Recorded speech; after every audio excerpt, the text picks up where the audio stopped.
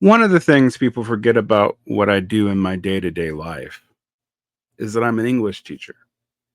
I've been a professor of all kinds of things, and I've taught ethics and philosophy and politics of the Commonwealth, etc., both high school and college level at different kinds of schools. But the base of my work has been language. It's more than half of what I'm schooled in. Philosophy and anthropology, I do have formal training in.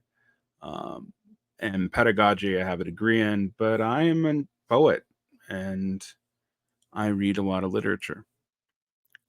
Um, Less than I used to because I spend so much time reading obscure communist documents these days, but I still do it.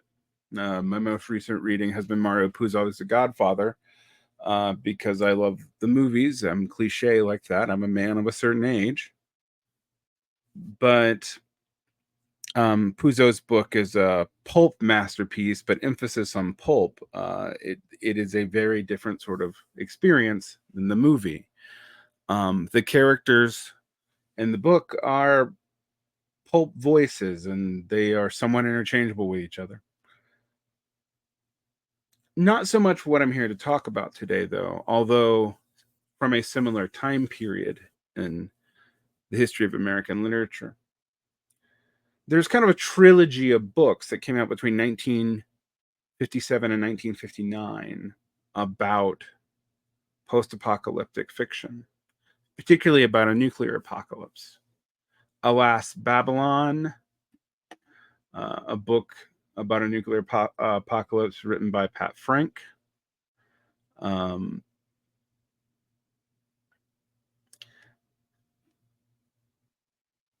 Not to be confused with another post-apocalyptic piece of fiction, by the Waters of Babylon by Stephen Vincent Benet.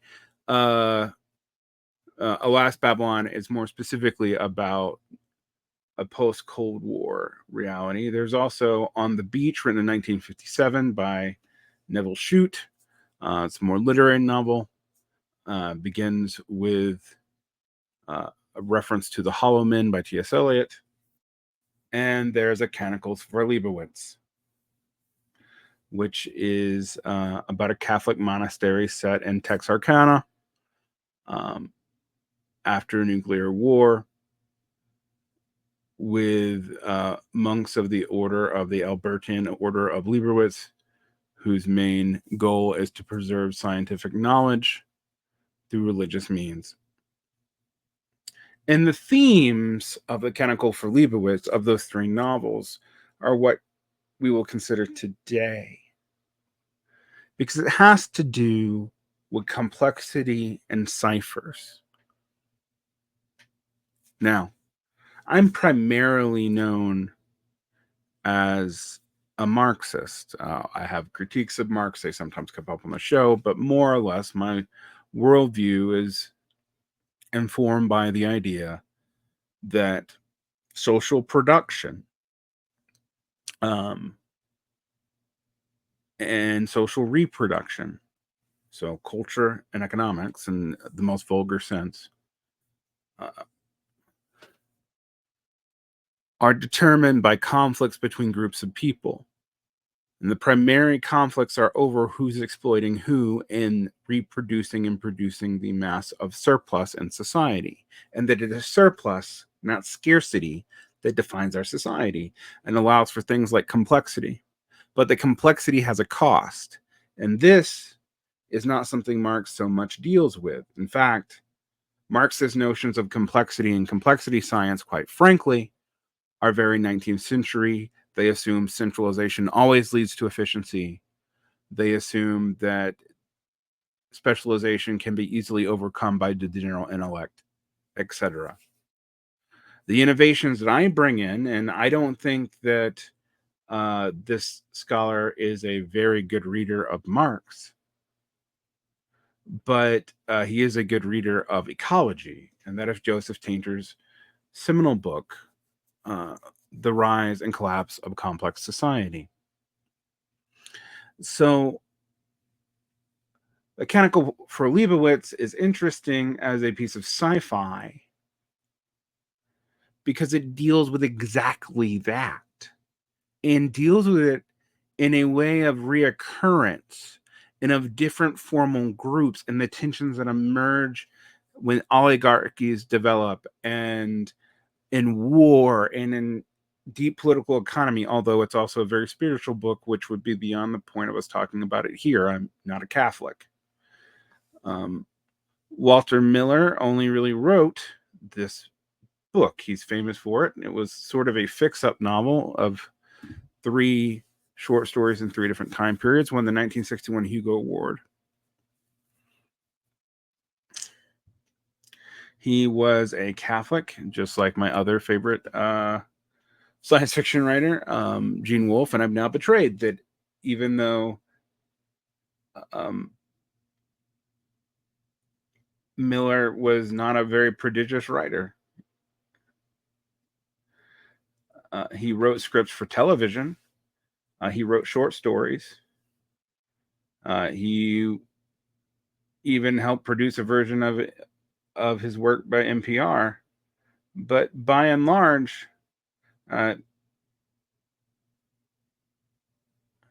he was one author, one book author, and more so,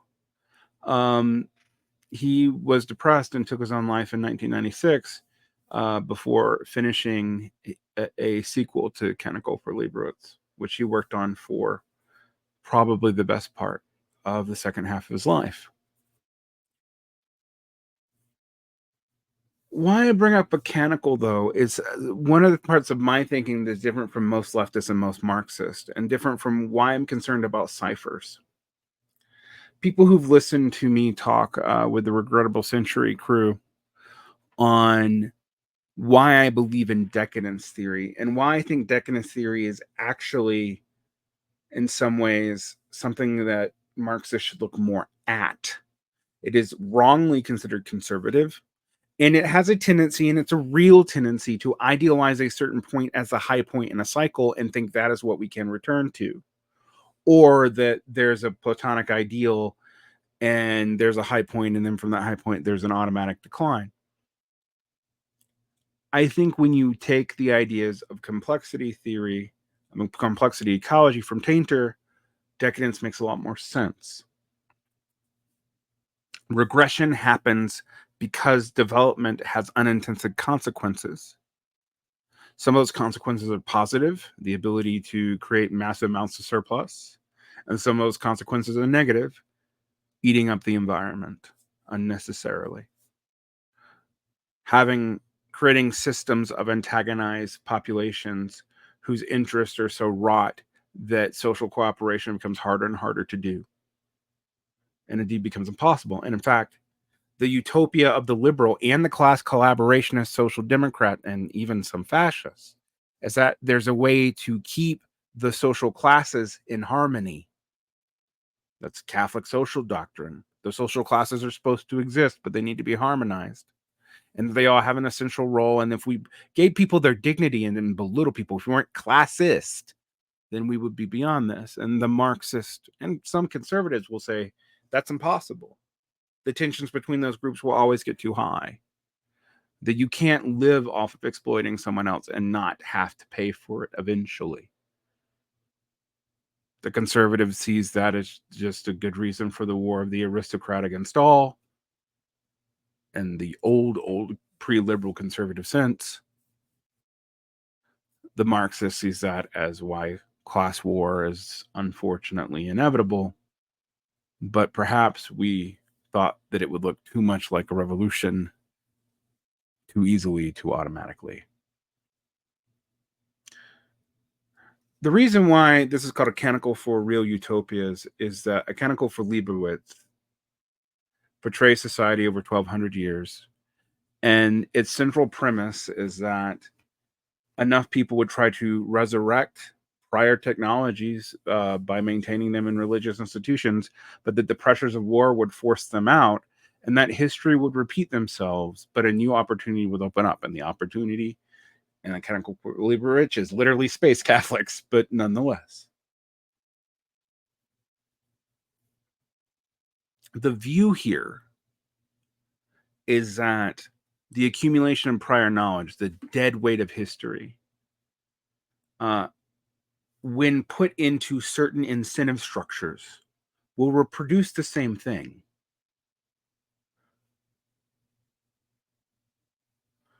That's Miller's point. And that there's a tension between, for him, the spiritual and the state, because the state is inherently interested in war. For Miller, realizes what multi-anthropologists do, that the Hobbesian state of nature is not something that really exists between individuals. We would not survive in that world. We're relatively weak monkeys. Nor is there a lot of evidence that we were going around destroying each other within our own communities. It was easy to form communities of relation. We were not atomized in the literal way that Hobbes's metaphysics even implied that we were.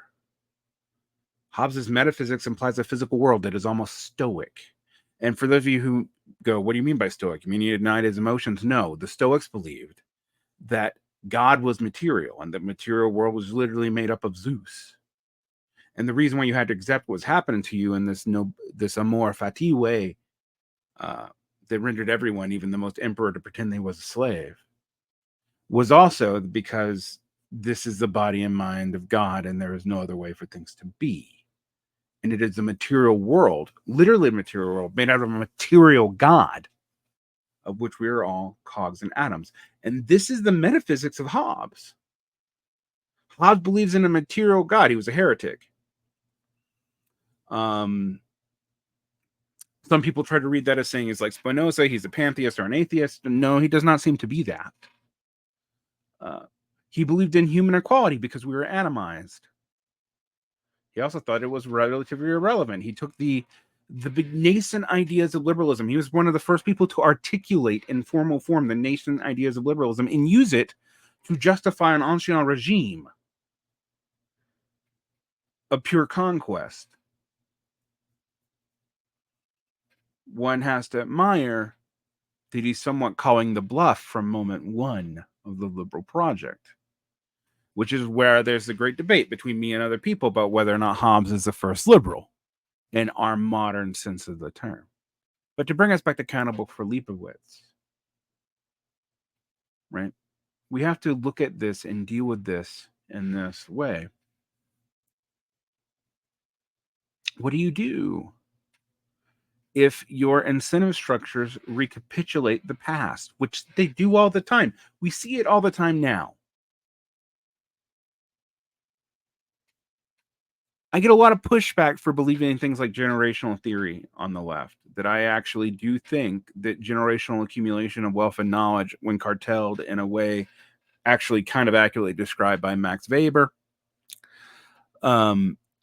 leads to both complexity and development because of increasing expertise, which is real, but also a lack of general expertise and a downplaying of general expertise in favor of specialization.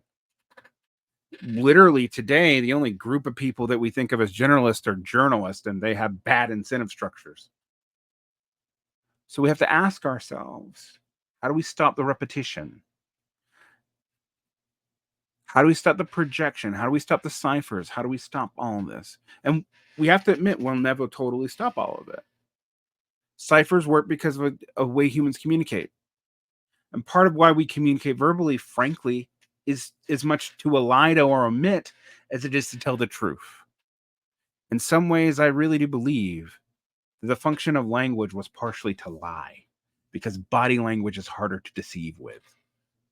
And you communicate more with your body than with your words until you're on the internet, which is a whole nother thing that we can get into in another time.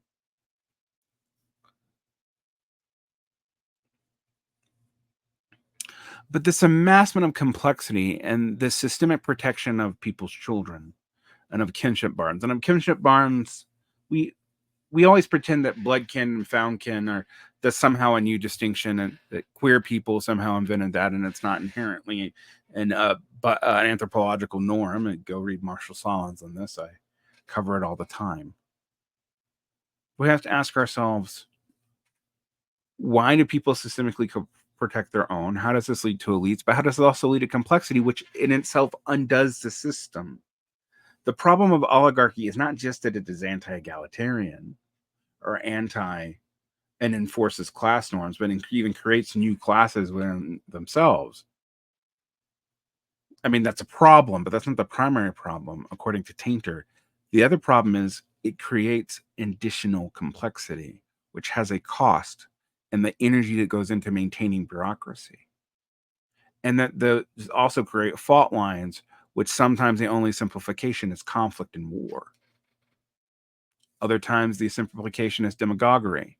But as Tainter points out, demagoguery tends to superficially simplify things. The sovereign seems simple. I've even heard someone tell me this to my face.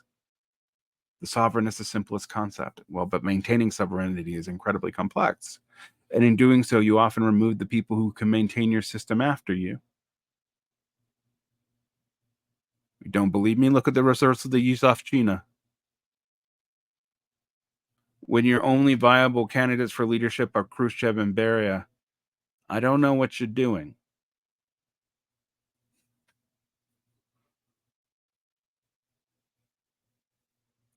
Look at the way that the American system is so complicated, we can't seem to generate competent people anymore.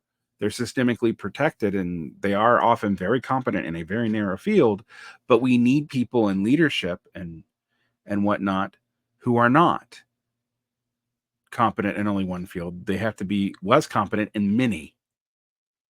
We need more generalists and we don't have them. And in lack of a generalist, what can fill that void? The cipher, both the political cipher and the business management cipher. People who literally parasite off this and who can move from place to place because there's no real competence for them to offer. They offer you hopes and dreams. And they're systemically protected and often come from the class of people we've talked about. Now, we're going to dive more into Tainter in another solo. Because he talks about the collapse of societies. And he sees industrial society, I would say capitalism, but you pick your choice, as a worldwide society. Unlike people who try to pretend that we could separate these countries out today and maintain our current lifestyles, trying to be an autarky for very long. The allegiances are constantly shifting, and where getting what from whom is constantly changing, but it doesn't change that fundamental fact. When you look at something like a Canticle for Leibowitz, we have to ask ourselves, what is the real utopia we could build? Because it would have to account for incentives that causes repetition. It would have to account for our biological being and social reproduction. It would have to account for so many things that I don't see many people talking about. Instead, we're on Bernie Partism, our carbon boosterism, our whatever on the left, and on the right, literally the propping up of demagogues who often don't do what they say, but appeal to the animus of so many people that they get a pass until they don't.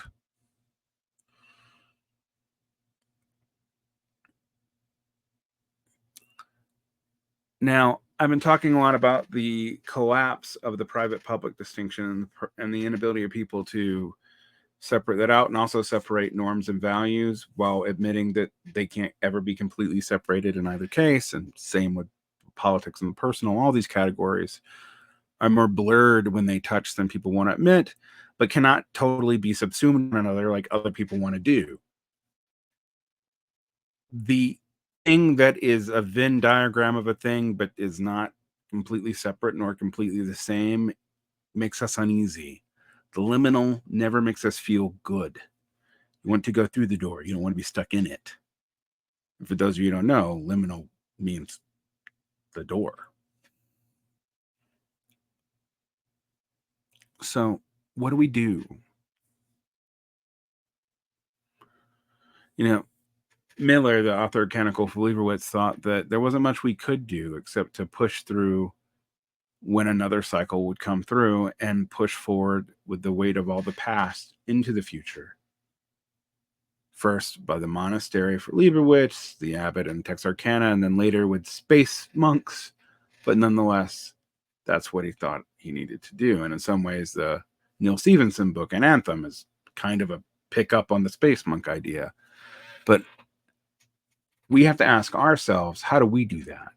The assumption of progress, of linear progress, is a bad assumption, particularly if we assume that linear progress is completely linear. The only thing that grows that way really is cancer. And it's not progress, it's just growth.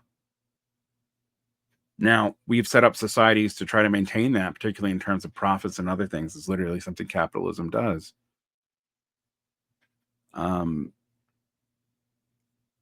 And that throws a mystification on so much of our discourse. Growth and degrowth both, to me, miss key parts of the point when we talk about eco-socialism for that reason, because they're both stuck in the models that we currently have. But we can't also just abandon all those models. We can't pretend to just make it go away. We can't pretend infinite everything.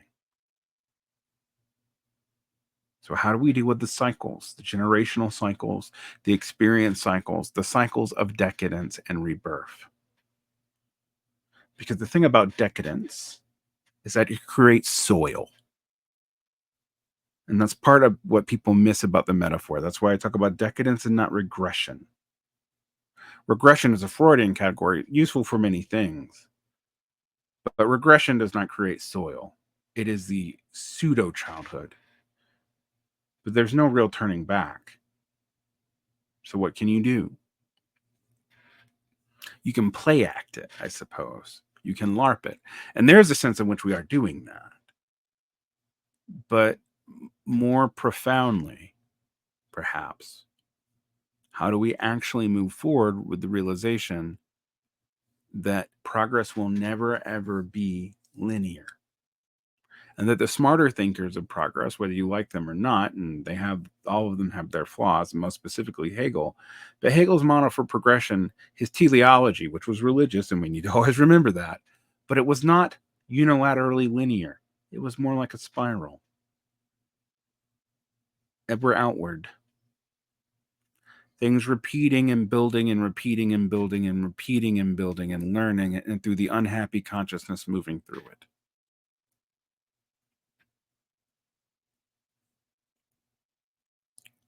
We'll come back to this theme, and maybe on the next solo combine some of the themes of these last 3 videos. Keep your peace, like and subscribe, hit the bell, leave a comment if you like, helps the algorithm. Don't leave a comment if you don't like, or you can leave a hate comment. The algorithm doesn't care. If you like my stuff, leave a review at any place where you go to the podcast. The podcast is just the interview show. But nonetheless, and we've kind of come to a pattern that I've reestablished here that's doable. Mondays, mostly being solos when I have things to solo about. Fridays being textual engagements, either my own private ones, that's radical engagements, or other ones, that's excavations, if it's just interesting, or boundless and bottomless, if it's about conservative literature and thought. And on Tuesdays, you'll get the interview show where we cover a variety of ideas. I hope you find that applicable. I find it to be a workload I can do. You also notice these solos are going to be a lot less punditry and a lot more reflection, because a lot of you need a lot more reflection and a little bit less horse race bullshit. Now, we'll never talk about it, and it's not that I'm often not talking about contemporary politics indirectly, but the horse race bullshit leads to predictions and stuff where people just are wrong and really don't pay a price for it, and I don't want to engage in that. So, like and subscribe, keep the peace, keep your peace, protect it, and be well. Take care.